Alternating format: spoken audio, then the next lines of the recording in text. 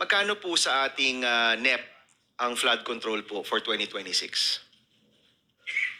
I think it's about 243 243. 243 billion. Okay, itong 243 billion for 2026, Mr. Secretary, ito ba ay nakalapat dun sa mga areas na pinaka-flood prone?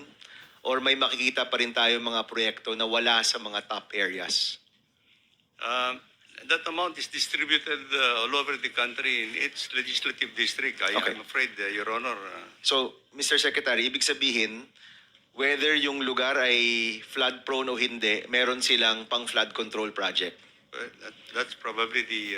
Is that a wise assessment, Mr. President, considering that there are some provinces na di hamak mas flood prone kaysa sa iba? Well, what I can only say, Your Honor, is actually these are actually the local priority projects that have been proposed per legislative district. Okay. So you're saying, Mr. President, ito yung request ng mga kongresista, no? At Yes. mga maybe mayors and governors as well, or just congressmen? Mostly, well, I don't know how the considerations from the local governments, but as far as I know, these are actually the projects that are incorporated in the allocation for each legislative district. Your Okay. Honor. Hindi kaya, Mr. President, Mr. Secretary, since nandito na rin po tayo, yung presidente na po mismo ang nagtawag ng investigasyon at nag-audit po tayo, hindi ho ba, we have time, we actually have a few months left, hindi ho ba mas magandang i-reallocate natin itong 243 billion base sa pinaka-flood prone areas? Parang doon na rin naman tayo papunta, no? Mr. Chairman, di ba? Doon na rin tayo papunta. Hindi ho ba, may oras pa naman na baguhin ito at i-allocate natin siya sa mga lugar na pinaka-flood prone. Do you welcome that, Mr. Secretary? Well, yes, Your Honor, if that would be the consensus of... Okay. Ang hihingin siguro natin, Mr. Congress, Secretary, meron na tayong top areas na flood prone. Tama po, no? By province. Yes po. Baka po gusto nyo, i-breakdown nyo po yan by municipality or by city para pwede ho nating ma-allocate yung flood control base po talaga sa pangangailangan. Would you welcome that, Mr. Yeah, Secretary? of course, Your Honor. Okay, kasi parang para po sa akin, hindi tama na merong flood control budget ang mga lugar na walang flooding. Di ho ba, no? So I think that's something we can work on. The DBM secretary is here. Maybe as one of the output, marami pong output itong investigation natin, but maybe one of the output could be a flood control budget na talagang ina-address yung flood control. Kasi sabi nga po, may mga lugar, maliit ang nakukuha, sila naman po yung pinaka-flooded. At may mga lugar, nakakakuha ng funding, wala naman silang flooding. Di ho ba, no? Okay, first. So we would welcome that. Maybe po, as part of this investigation, you can come up with sa tingin ninyo, ano ba dapat ang tamang flood control budget sa ating budget? No? Kasi ang sinasabi po nyo, request kasi ito wala kami magawa. No? But the NEP, if I'm not mistaken, comes from the executive, right? And the executive, the chief executive himself is calling for an investigation and an audit. Post-audit, baka pwede po kayo mag-submit. Ito dapat ang flood control sa Pilipinas. We would welcome that, Mr. Secretary. Your Honor. Alright. Pangalawa, so meron na po tayong, sabihin na po nating mas responsive na flood control budget. Para po kasi sa akin, mahirap tanggapin. Unang-una, maraming salamat at inamin po ninyo na may ghost project. No? That in itself is already a huge admission. Pero itong ghost project po, palagay ko napakaraming tao ang kailangan magbulag-bulagan para magkaroon ng ghost project na ganito po kalaki. No? Kasi billion-billion po ito. It is a billion peso project at hindi naman po ito nabubuo in 1 month. Gaano po katagal usually yung mga flood control project? Ilang buwan po yan o ilang taon po yan bago po mabuo? Well, Your Honor, we any project for that matter that is included into the National Expenditure Program, we have 2 years actually to 2 implement. years. Yes. So kung may ghost project po kasi, ibig sabihin nun, 2 taon na nagbulag-bulagan po yung mga kasama ho natin. Ano? Kasi it's quite surprising for me, no? Nakikita ho namin sa news na may mga underspec o kulang yung, ano ba tawag doon, sheet pile ba yun? Kulang ng haba. You know, naintindihan ko yun na pwedeng itago. Pero pag ghost ho kasi at wala talagang ginawa, ilang tao yung kasama ho dyan para magkaroon ng ghost project na 2 taon nang nakalipas, doon lang ho natin malalaman. How many people? Is that the whole district? Is that sa head office, sa COA? Sa tingin po ninyo, sino-sino po yung mga dapat po nag-check po niyan? Pwede niyo pong banggitin? Who are the personnel who have to be involved? Kasi billion-billion po ito, tapos walang nagawa. No? Parang for me, no, ibig sabihin no, napakaraming tao yung kailangan talaga magbulag-bulagan para dito. Mr. Secretary. Well, it all starts actually doon po sa project implementing unit. At whoever is implementing the project, Your Honor, from the supervisor, the project engineer, accountant, and everybody, including the final payment. Lahat po yan. Kailangan, kung ghost to meaning wala talagang nagawa. Tama naman kasi actually at the final analysis actually may pipirma ho kung sino yung pipirma, accountable for pipirma kung sino na nabayaran yung project na ghost project. So, tingin niyo po, Mr. Marami. Secretary, 5 tao yan? 10 tao yan? Isang buong unit ba yan? How many people need to be involved para matuloy ang isang ghost project po na ganito kalaking pera at ganito kahabang panahon ng paggawa? Well, I'm sure that many people actually will be involved in the process, Your Honor, and this is what we want to intend actually to find out in our investigations right now. Okay. So Secretary, Mr. Secretary, I'm sure the committee will welcome your report. Sabi niyo po, in 1 week's time, Yes, meron na po tayong report kung ghost ba ito or may shortcut po ba yung mga proyektong ito. But nakakabahala po na kung may ghost project nga at sabi nga niyo po, tingin niyo po meron, ay napakarami po taong involved po talaga dyan, no? Mula po sa ahensya at sa labas ng ahensya. No, okay. Maybe a final question. Mr. Chair, Senator, yes. just on your Yes, point, go ahead. may I? But may I also ask permission for Secretary Mina? I think they started the deliberation in the House yesterday and she has tons of meetings today. If there are no questions for her, Mr. Chairman, I hope you will allow her to leave already. Yes, Yes. Yeah, my- provided you will come back. Okay. Thank you. Mr. Chairman, thank you. With your permission, Senator Bam, Mr. Chairman, just one point on that. Sec, when we discussed yung tulay na bumaksak, wala masyadong nag-pick up siguro dahil kasagsagan ng eleksyon, maraming issues, but the Blue Ribbon Committee did have several hearings. I asked you 2 things, no? Bakit mukhang exempted ang DPWH sa preventive suspension? Alam niyo po, si Senator Miriam Defensor, nilabanan niya yun dito because she was preventively suspended. Then she became senator. But ang argument niya is that I cannot cover kasi wala na ako dun sa opisina na yon. But I heard kanina na walang na preventive suspension. So in connection sa tanong ni Senator Bam, kung meron nagtatakip sa ghost, wala pa tayo dun sa iba, sa ghost, pero hindi siya preventively suspended, then he or she will have time. Second point lang, and I'll stop there because nakapila naman yung iba. Ito, Sec, sinubmit nyo sa amin DPWH protocols for ensuring the quality of safety infrastructure projects. According sa makapal na memo na to, from the central office all the way down to the DE, meron na silang quality control. So, my point, Sec, no, I don't know kung mahaba o maikli yung answer dito. Pero if you find the ghost, yung point nga ni Senator Bram, grabe yung dami ng taong nakisama doon. But having said that, Sec, nakalagay dito sa memo nyo that the quality control should be submitted all the way up to the USEC. So lahat ng completed, meron ng report ang USEC. So maybe you should submit yung report ng USEC galing sa quality control. Kasi kung nakalagay doon completed tapos ghost, edi lahat nung nag-report hanggang doon sa USEC. I'm not saying involved yung USEC. kasi nire-report lang sa kanila. Pero lahat ng bumaba, involved sila. Kasi bakit sila magre-report na completed kung wala? So I just submit that point, Mr. Chair, no? And maybe the Secretary can give us an insight. Paano ba nagwo-work to? Tama pa yan. I think, yes, we have instituted actually that a protocol, Your Honor, that from the top, there are quality assurance units that the department would field in looking at some of the projects.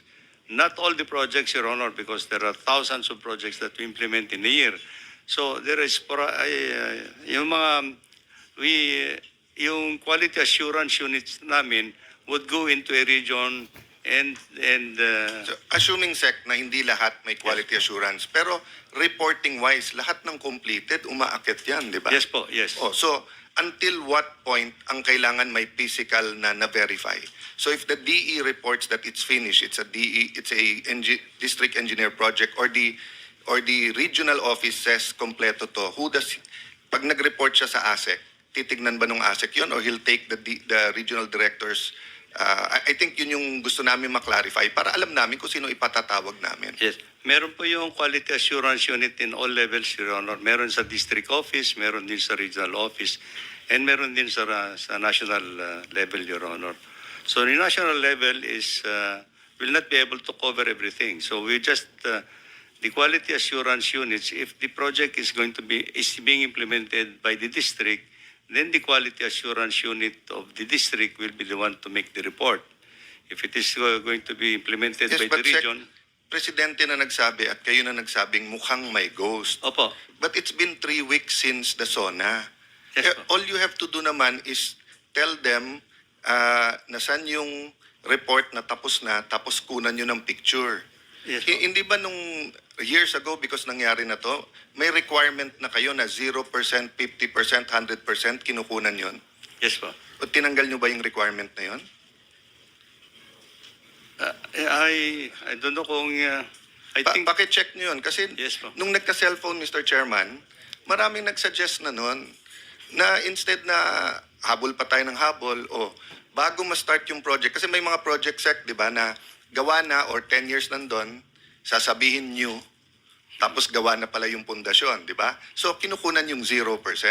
yes. And then, pag 50% na, at what point pwede ka maningil ng progress billing? 25%? 50%? Di ba may mobilization? Ano yung susunod na pwede kang After humingil? 15, yeah, After 20%. Oh, hindi naman pwedeng walang documentation yung 20% na yun, di ba? Yeah, meron po. Oh, so kasi pagka ghost ni 20% wala. Yeah. So dapat may picture man lang yun. So I'm just pointing out, Mr. Chairman, I'll stop there, na may paper trail at meron technology to deal with that. So kung tinanggal yun, di alam na natin na may binabalak. Thank you, Senator Cayetano. Mr. Secretary, meron po bang na-insert na flood control na hindi ginawa? Yun hindi po namin napupuntahan, Your Honor. I think. Oo. I'm very interested to know kasi kunyari po may nag-insertion tulay. Pumunta ang DPWH, wala namang ilog. Hindi nyo naman gagawin eh. Di ba? Gagawa ba kayo ng tulay na walang ilog? Hindi Siyempre naman hindi. siguro. Di ba? So I'm wondering, meron bang insertion ng flood control tapos na-check ninyo, wala namang flooding dito eh. Ba't tayo gagawa ng flood control? Wala namang problema. Baka lang po meron, Mr. Secretary. You can check also your figures. No? Your Honor, we will check also. Okay, last question. I think we have an opportunity, Mr. Secretary, to really work on the 2026 budget. Na itong flood control, sipin nyo, nabanggit pa siya sa SONA, di ba? Naging highlight siya ng SONA ng presidente. We have an opportunity to do a better job. Of course, magkaka-investigation, nais natin malaman sino yung mga involved. But we have an opportunity na gawin ng tama for 2026. Pagdating po sa flooding, yung mga lugar na may flooding talaga, sinong ahensya ba talaga yung may kaalaman po dyan? Is it DENR? Is it DPWH? DILG po ba yan? I would guess meron po kayong expertise kung saan talaga yung totoong flooding sa Pilipinas. Tama po ba? We have some data on it, Your Honor, but I think DNR would have the complete comprehensive Well, program. Opo, I don't think the ENR is with us today, but si Namria nandito. Alam niyo yan, di ba? Sa Namria, no? Baka po maganda, Mr. Secretary, habang hindi pa naman tapos yung oras, hanggang December pa naman yung budget, makapag-usap kayo ni DBM, makapag-usap kayo ng DENR, at magsabit tayo yung talagang totoong flood control. Yung mapagmamalaki natin, hindi natin ikahihiya. Di ba sabi ni Presidente, mahiya naman kayo. Hindi natin kahihiya itong budget na ito, nakafocus sa mga lugar na madalas may flooding, gaya po ng Central Luzon, Pampanga, Bulacan, at marami pang lugar. And then, baguhin natin bago matapos ang proseso. At marami pa naman po yung oras, no? Let's work on a budget that will really address our flood control. Kung may mga lugar kailangan ng mas malaking pondo, why not? Di po ba? Tapos kung may mga lugar na wala naman pong flooding, huwag na natin bigyan ng flood control. Baka iba po yung kailangan nilang infrastructure, di ba? Let's work on that, Mr. Secretary. And I know that you'll be presenting the budget here first week of September. Hindi ko po alam kung mahahabol siya noon, pero, or DBM will be presenting it first week of September. Baka naman po mahabol natin yung talagang flood control budget na talagang swak talaga sa pangangailangan ng tao. Thank you very much, Mr. Chairman. Salamat po. Thank you, Senator Bam. Before I call on the majority leader, Mr. Secretary, you promised earlier that your office will be conducting investigation to establish the initial observations of the President as well as the initial concerns expressed by this committee. I will suggest that you should involve this committee in your investigation. We will be happy to deputize a staff from the Blue Ribbon in undertaking the investigation. Ganito lang kasimple. Halimbawa, yun pong binisita ng ating Pangulo sa Kalumpit. Nakita niyo yung embankment kagad. Yung tingin pa lamang niya talagang lusaw na yung embankment kasi wala namang slope kasi nagkalasog-lasog na pati yung apron. Walang apron kasi nagkahiwa-hiwala yung mga seat pile. Ang contractor dito is St. Timothy. Yung dating director ninyo, district engineer, Henry Alcantara, was suddenly transferred as assistant regional director sa Region 4A. Kailangan siguro magkaroon tayo ng explanation bakit mabilisan siyang inalis. Ano po? Tapos, siguro, dito sa mga ghost na ito, mahirapan kayo talaga dahil multo ito eh. Mahirap hanapin ang multo, Mr. Secretary. Siguro, isa sa mga sasuggest namin, itong mga contractors na multo ang kanilang mga projects, mag-umpisa sila sa sementeryo. Ito na lang ang paggawa mo sa kanila, perfect yun kasi multo lahat naman ang kanilang projects. Majority Leader? Yes. Thank you, Mr. Chairman. Secretary, magandang hapon po. Let me start by commenting right away dun sa tinanong kanina ni Senator JV. Secretary. Majority Leader, we need to wind up at about Yes, 2:15. Yes, I will be brief, Mr. Chairman, because unfortunately, Mr. Chairman, this has been my third year hearing here in the Senate. And I have yet to hear a new thing from the department, even from this August chamber. Kaya ho, talagang nagsasawa na po ako. For example, Mr. Chairman, if I may just show this video clip. Can we just show this video clip, please? Please. Kayo rin ho yung nagsabi, we might be able to start this year. And that was last year, Mr. Secretary. Now it's still in the feasibility stage, although parang nasa latter part na po.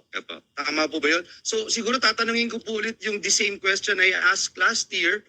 Kailan ho kaya ito posible na mag-start po, Secretary?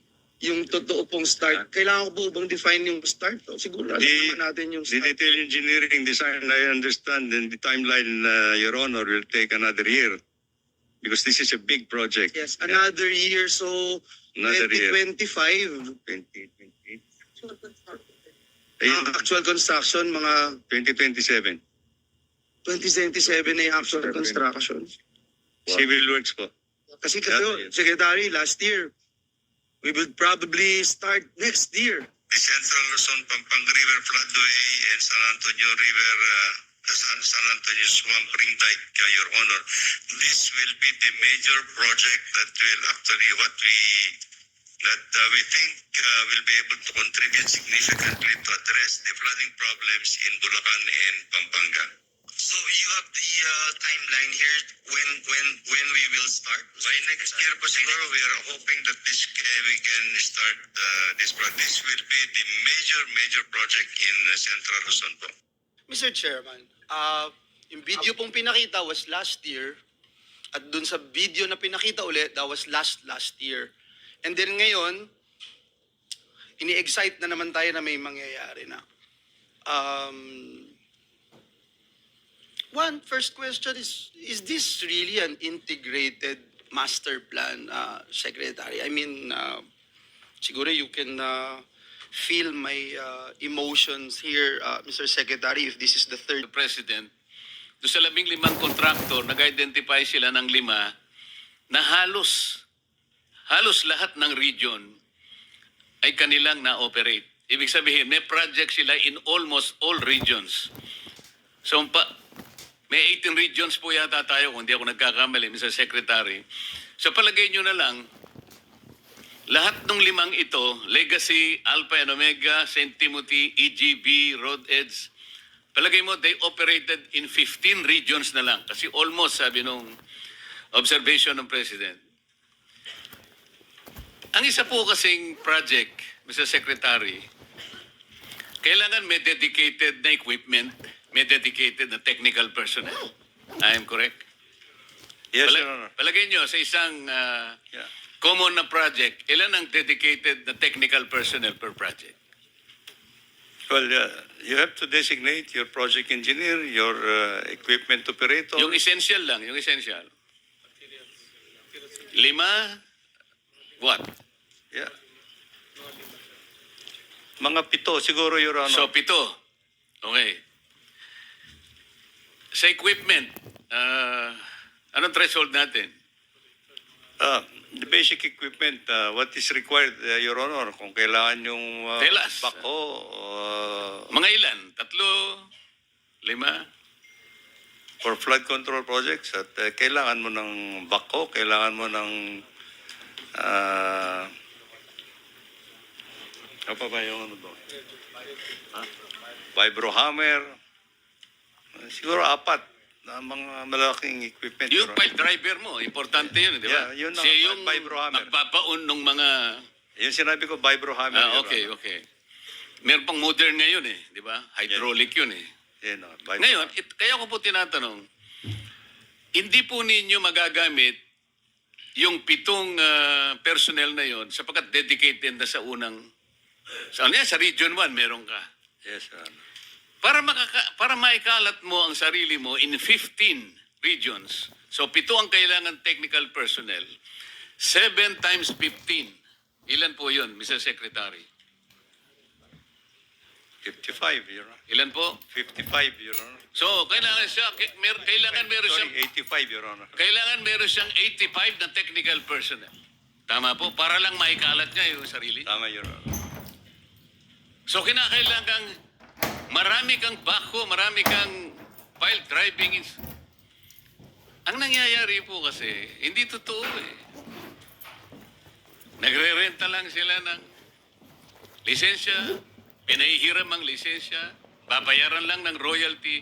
Ganito po yung nangyayari. They are flagrantly violating the IRR of 9184 na dedicated equipment, dedicated technical personnel per project. Hindi mo mai-assign sa ibang project. Hindi po nangyayari ito. It's impossible. It's impossible. Nakukuha siya ng 85 technical personnel. Hindi totoo yun. Hindi totoo. Kaya po nangyayari na ikalat niya yung sarili niya. This is impossible. Kailangan po matutukan natin and we will get to the bottom of this, sabi natin kanina. At kung kinakailangan, sisirin namin ito ng minority leader, Senator Tito Sen. Ay, nagdoble pala. Tito Sen. Gagawin po natin ito, Mr. Secretary. Kailan po kayo mag-uumpisa nung investigation para po yung aming deputized staff, siguro mga 3 po yung siguro, ay palilista namin ang pangalan sa inyo. Actually, Your Honor, we have started, but we would welcome actually the members from the committee who can join us actually. Yes, Mr. Secretary, we promise you that we will give you the names Yes, Your Honor. deputized by this committee to assist you in your investigation. Thank you, Your Honor. And